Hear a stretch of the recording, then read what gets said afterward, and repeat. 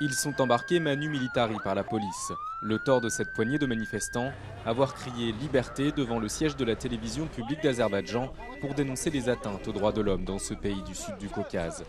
Impossible pour les journalistes d'interroger des opposants, ils ont tous été arrêtés par la police. Il est possible que ces personnes passent entre 5 et 15 jours en détention administrative. Et si on pense qu'ils font partie des organisateurs, ils peuvent rester en prison plusieurs années. Selon les ONG de défense des droits de l'homme, la liberté d'expression a été supprimée en Azerbaïdjan.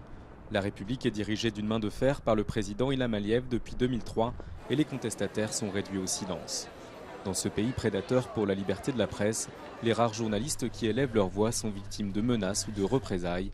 L'opposition, elle, est tolérée, mais des milliers de ses membres sont condamnés à l'exil ou emprisonnés. Il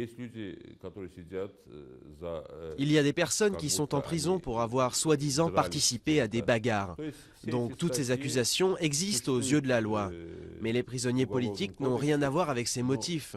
C'est tout simplement une excuse pour les arrêter.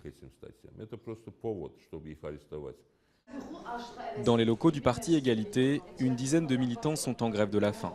Ils espèrent attirer l'attention des médias à quelques heures de la finale de l'Eurovision. De son côté, le gouvernement parle d'une campagne honteuse orchestrée par des ONG, des médias étrangers et raille l'opposition. Nous avons une opposition. Et ils disent aussi des choses.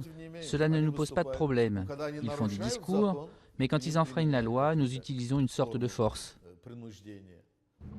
L'opposition a placé beaucoup d'espoir dans l'Eurovision, un concours regardé par plus de 100 millions de personnes, afin d'aboutir à plus de démocratie. Le Parlement européen, quant à lui, a appelé jeudi l'Azerbaïdjan à respecter les droits de l'homme. Mais une fois la finale jouée samedi soir et les projecteurs éteints, les yeux de l'Europe se détourneront sans doute de ce riche pays exportateur de pétrole.